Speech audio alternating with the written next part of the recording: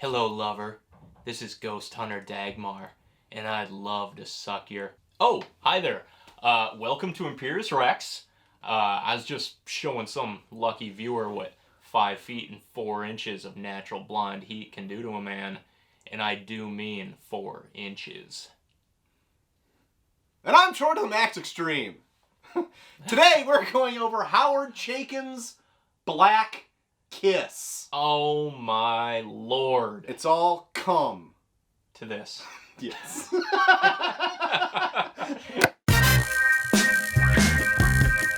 So Black Kiss. Yes. The porn baby of renowned illustrator Howard Chaykin. Yep. Originally published through Vortex Comics back in 1988. This pushed an envelope. Understatement, yes. It pushed every envelope. Yes. Right into every orifice. And then shot it in the head afterwards. Yes, for sure.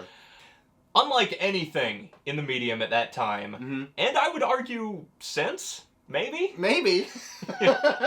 Not anything as, I guess, well-known. Yeah, definitely. He touts himself that this is the best-selling X-rated comic of all time. That's a feather in your cap. I can't disagree with him. I don't know the numbers. That's right. I know about it. That's saying something, Dave. Yeah. So this was originally released in 12-issue installments. Yep. All plastic wrapped. Yes. And they're very short. Like, yeah. Each chapter is 8-9 pages. Yeah, maybe? not very long. I don't know how this was like originally distributed. I'm not sure either. But it was eventually collected in 89, 88. And became what it is today. Yes, for sure. I do know that Howard Chaykin did write this in reaction to the Comics Code Authority still being around at the time. And a bunch of other books such as Swamp Thing that we've mentioned, Spider-Man books being printed without the code at all. Oh, so yeah. he's like, what can I do to really fuck that code? Oh boy. And did he? How many transsexual rape sequences can I put in this? There? A lot. How many pages? How many pages is this thing? There's your answer. Yeah. There are so many blowjobs in this book that it almost put me off blowjobs. Almost. Yeah, exactly. I would say it just edges out anal rape. Yes. What the fuck is this thing, Troy? What is Black Kiss? Well, would you want me to get into it? Do you have something prepared? I have a brief statement prepared. Let's just go with the legal statement. Yes, it's been composed by my lawyer. I would say this is very much a product of the time. Yeah. In the sense that it's like a reaction to the Comics Code. It's also something that if it was published today, holy moly, would this thing be in hot water? I would agree. Because it isn't just like the sexualness, the sexuality, right, that is offensive. It's more of like the treatment of minorities and women and transgender and everything. Yeah. Where it's like, oh my, society has come a long way since then. Right. That when you read this, the most offensive thing about it is not the sexual content. No, it's not. Oh God, I'm trying to pick my words carefully. I know. We need some words up on the board that we just make sure we avoid. I do agree that certain minorities in this, if it was written today, would have a lot to say about it. But in defense to Howard Chaykin, yes, he's writing it as all these characters in the book are shitheads. Yes. Every single one of them. Right. So I think it's okay for this debauchery to be in a book where these things could take place. Exactly. And the entire purpose of the book is to push the limits. Yes. Yeah. So, what is this? It is straight porn. Yes. Told through a thinly layered, needlessly convoluted murder mystery. Holy shit, convoluted. I didn't know what was happening really until chapter 4. And that's like halfway through this book. Yes. I didn't understand that there was 2 different blonde protagonists in this until way late in the book. I have the same notes. The book jumps around a lot, never letting the reader get a handle on who's supposed to be like the primary protagonist, if there even is. Protagonist implies that there's someone good. Well, you're not sure who your focus is until about halfway through the book. Yes. Because at the beginning, you're only introduced to Dagmar. Yes. And then you're introduced to Beverly. Yes. But it's still a couple chapters before you realize they're different people. Yes. And partially because Howard Chaykin is known for drawing a very similar style of woman. Yes. And also because the 2 characters are identical looking. Yes. And made to be so. Yes.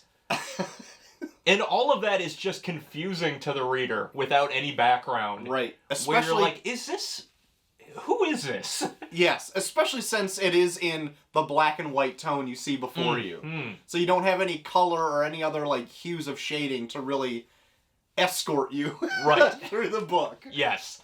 So if you had to pick a protagonist of this, I guess it would fall on Cass Pollock. Yeah.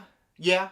Who's a druggy musician. Yeah. Who kind of stumbles through the story. Yeah.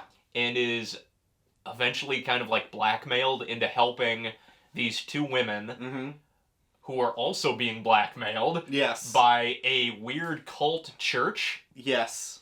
Because they have a secret film reel that reveals that Beverly is in fact an immortal succubus demon who's over a century old. Yes. And they want that evidence back. Because I guess that's a problem. Want it for reasons. Yeah. And it's also another wrinkle. Hidden in a Vatican vault. Yep.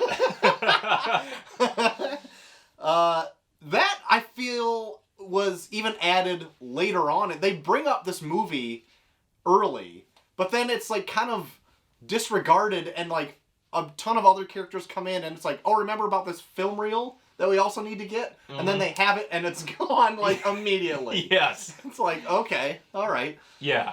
So Beverly is this ancient demon woman who is a silver screen starlet. Yes. Who's never aged a day since. Right. And that's, I guess, why this reel is important, because it shows that she hasn't aged. Yes. She has a, like, subservient lover and nearly identical-looking transsexual partner named Dagmar. Yes.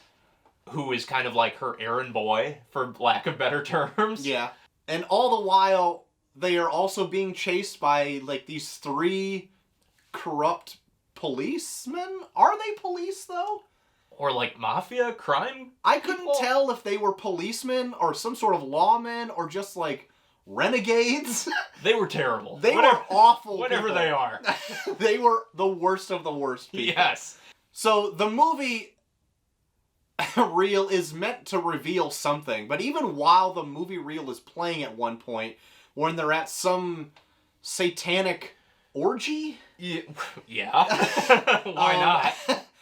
I still didn't know what the movie was about. You just knew that somebody was fucking in it. Yeah.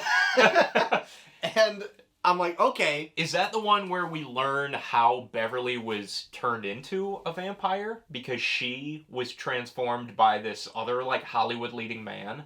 But do you learn that in the second book? I thought it was this. I didn't pick it up if that's the case, and I just read this. Oh, okay. I did pick it up in the second book for sure. Yeah, which we're getting to. Just hold your horses. Double action. So maybe if I missed something, shame on me, but I don't think I did. Okay. Because I still didn't know what the movie was about. I just knew it showed incriminating evidence for, I think, one of the main characters. Yes. Until the very end, where it seemed out of nowhere for me, where, oh yeah, I'm also an immortal vampiric succubus. Yes. What? Yes. It's like, It was totally like a Shyamalan twist there. Very much so. And then I couldn't even remember. I know you saw her earlier on in the book, but they came back with like a garlic-infused silver bullet. Yeah. And I'm like, I'm going to shoot you because I know this is going to kill you. And I'm like, there's no vampires in this book. Or maybe werewolves. I'm not sure which is going to kill what. But then there was. It got to the point where that happened, and then I was like, so that's what Black Kiss is about? It's like a vampire book? Kind of? Kind of. Like, really? That's what this is? Yeah. Apparently so. And it seemed like an odd wrinkle to throw in the last, or maybe second to last chapter. Especially when nothing has been supernatural up until At this all, point. I know. It has just been women being raped and railed from every angle, and these horrible mob police people gunning down women and infants. Yes. And then raping other people. Yes. Yes. There's hardly a sexual act that is consensual in this entire book.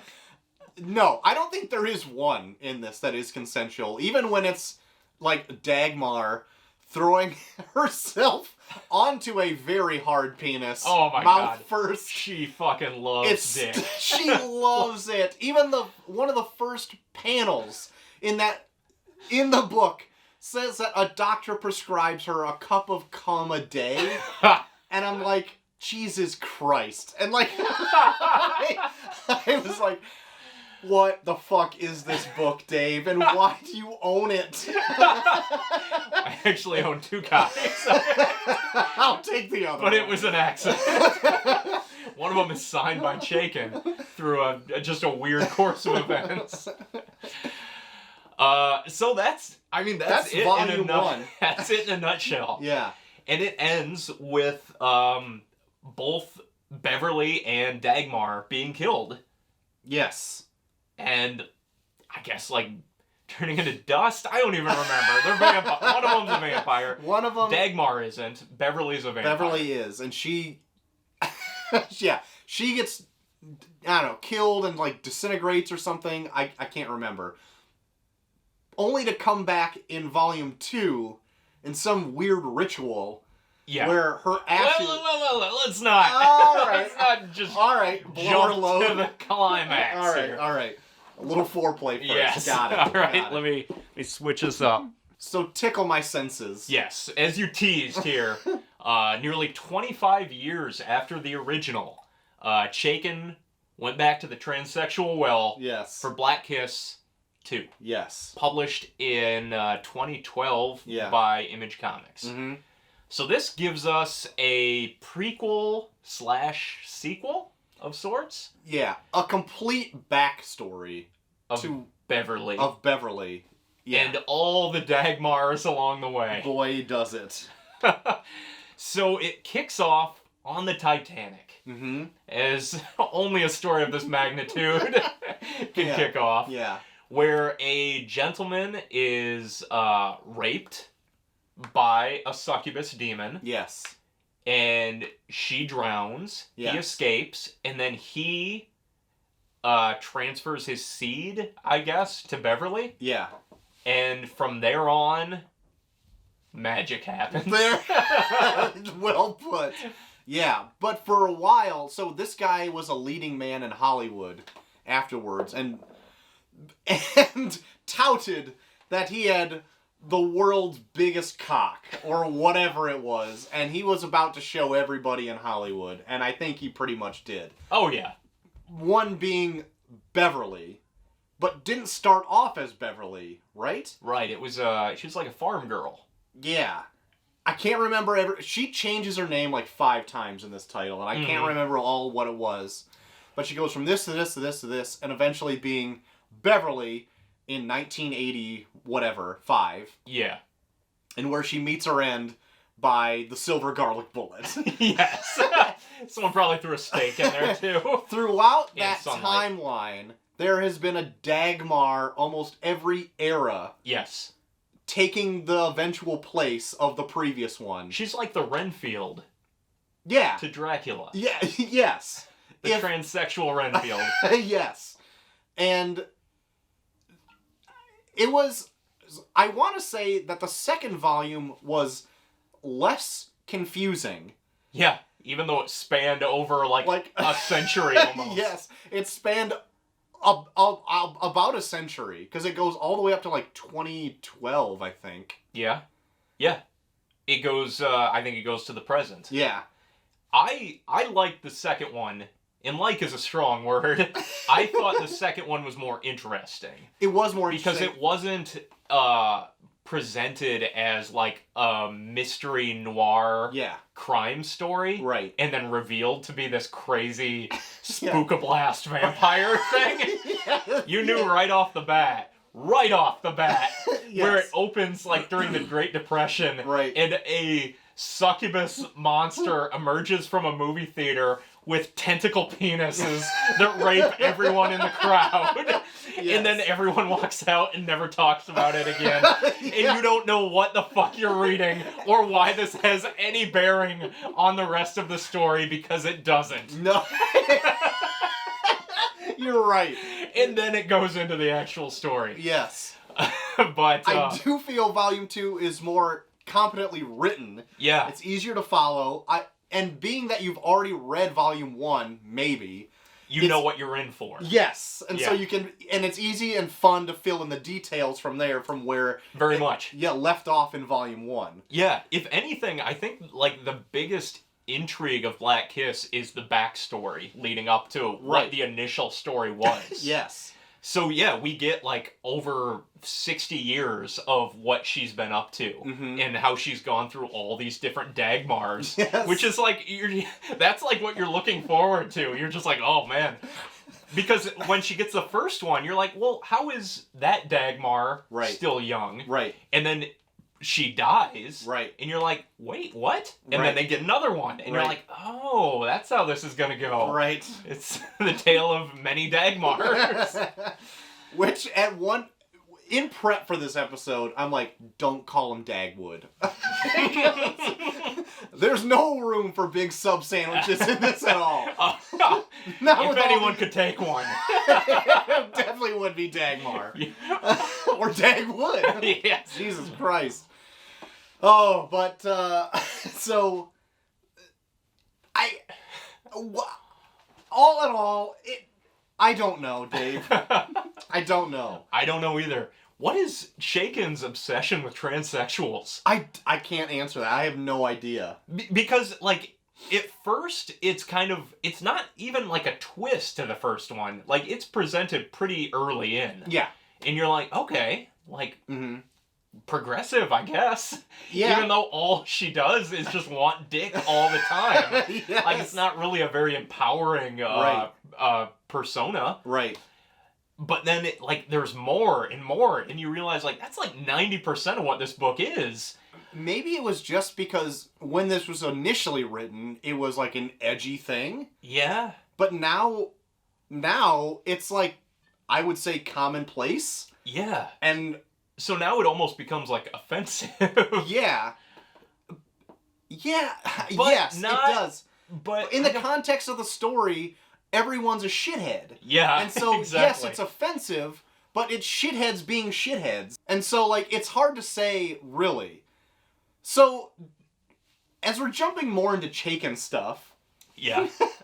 I wanted to do my research on this guy as much as possible. I was first introduced to Chaykin on, like, some weird Civil War tie-in that he did a Captain America issue or something, like, to that effect. Draws a good chin. He draws a strong chin, yes.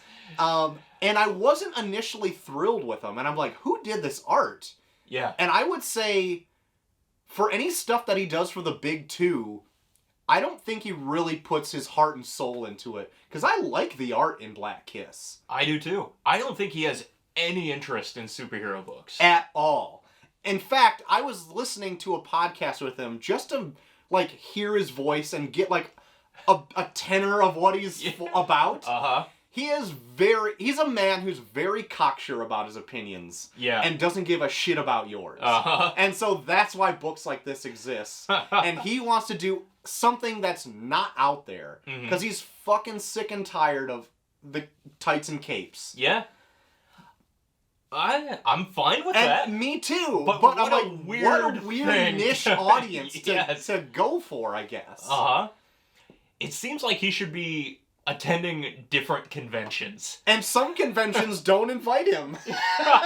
Like, the big comic ones, I would think that, like, Howard Chaykin's here. Like, there's people at conventions that sell, like, erotic art and stuff like that. Yeah. You would think he'd have a booth somewhere in there. And C2E2 doesn't even invite him.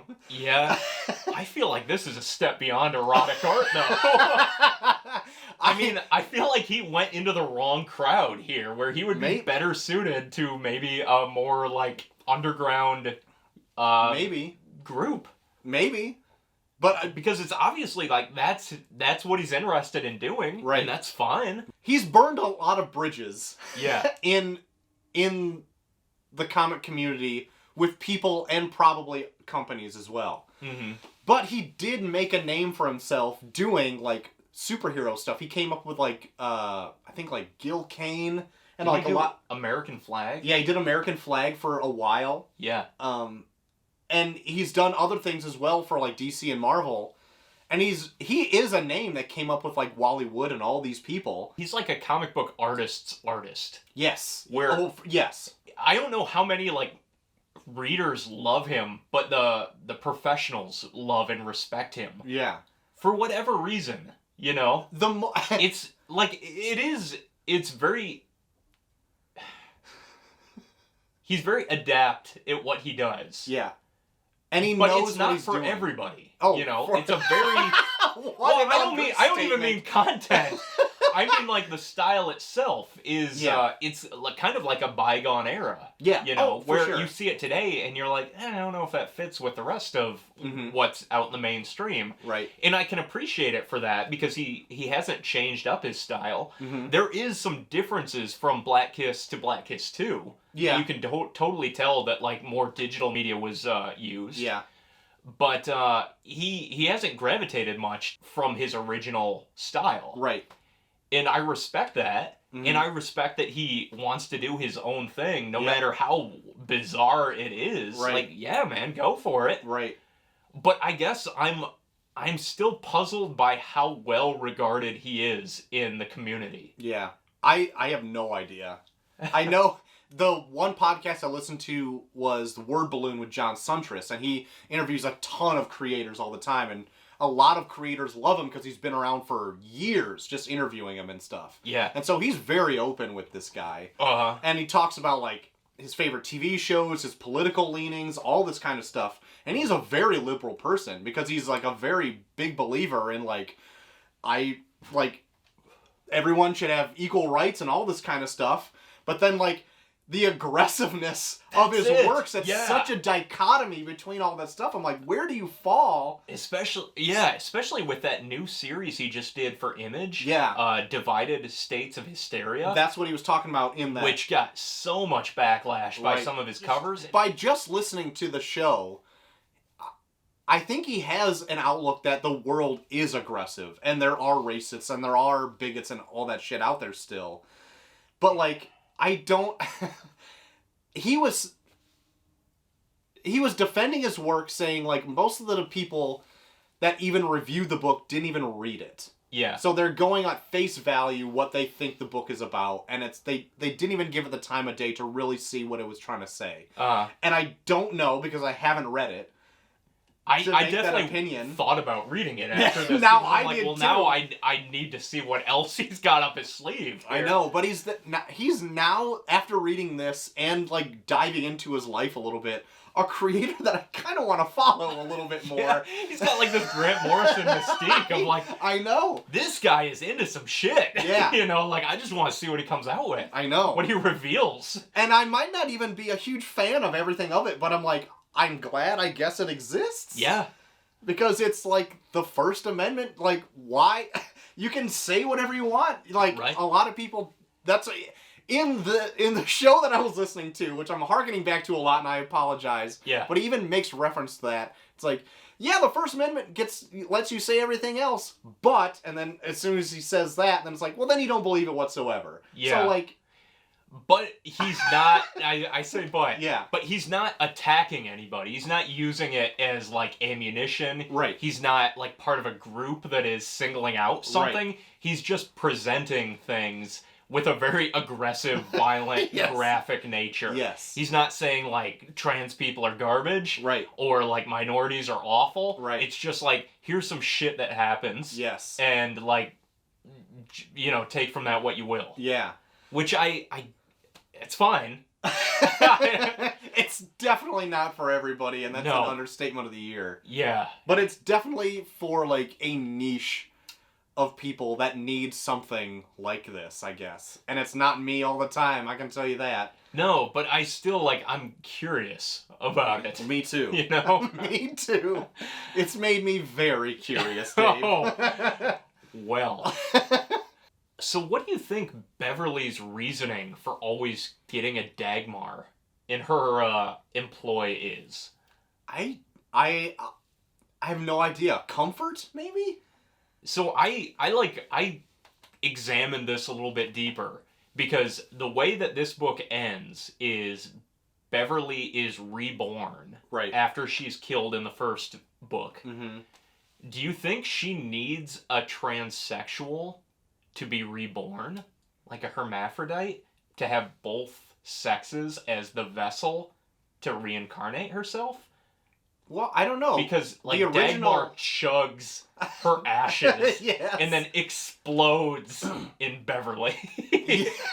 Yeah, maybe. Do you think because that's why? Because she handpicks these people almost like as a safety net. Yeah. Like, if anything happens to me, you can, like, birth me.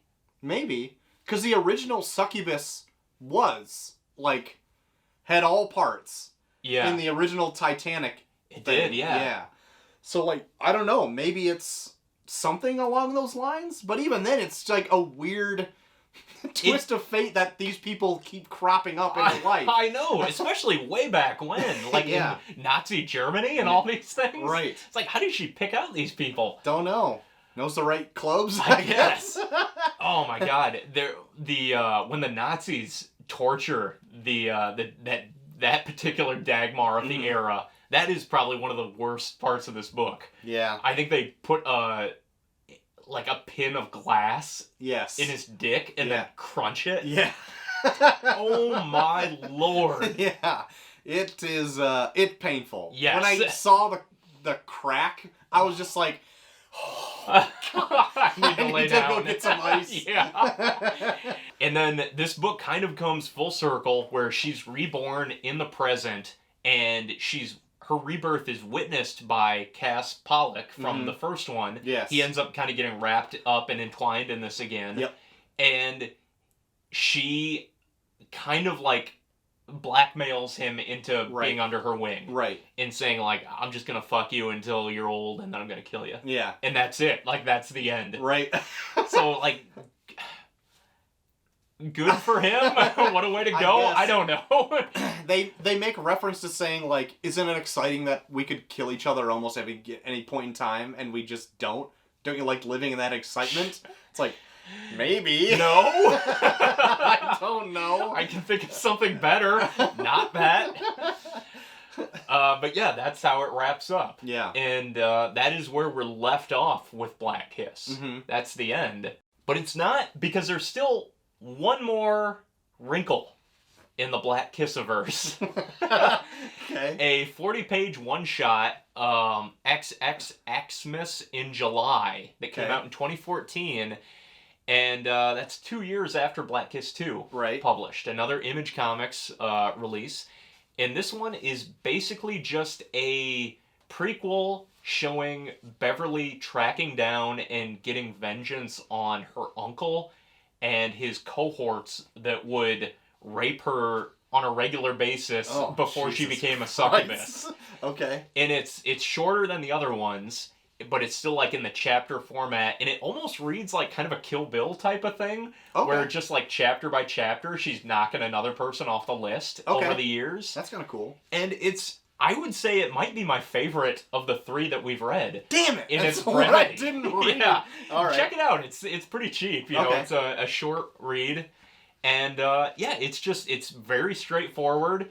By now you know what you're getting into with Black Kiss. Yeah. And it's just straight up like her just chopping down these assholes. Okay, very good. And she's got a Dagmar in tow. So everything's where it should be. But yeah, I guess like that is the last word on Black Kiss at this time being. Okay. I feel like Chaykin's got to have 1 or 2 more in him before he croaks. Like there's no way he's leaving it at that. I feel like this is his passion play. Okay. You know? All right. So how many sexiness is there for Black Kiss? Good Lord. How do you rate this without feeling awful about yourself? How do we categorize the sexiness? I think it's in a different category all of itself. I think so. But on a maybe rating like of 2,000 sexinesses. Okay. All right. But also negative 2,000. Yes, it's... I would say 609, 69. Yes. With an asterisk. Yep. Bad sexes. Right. And then an infinity sign implying some sort of sucking off of oneself through all eternity. Yeah. It's Ouroboros. It's like the snake that's eating itself, but it's a dick. Right. Yes. That's it. Right. That's how it ranks. Yeah. That's the number. With a gun to its head. Right. Oh my God. What a ride. What a ride it is. So tell us what kind of ride you took while reading Black Kiss, if you have at all, or if you're interested in it. What are some other great Chaykin titles that maybe we should check out? Something a little more family friendly, maybe. Or I doubt it. But let us all know in the comments down below. But until next time, I have been Troy to the Max XXX Stream. And I've been a Ghost Hunter Dave Marr. We'll see you transitioning for more sexy time on Imperious Sex. We'll check you out next time.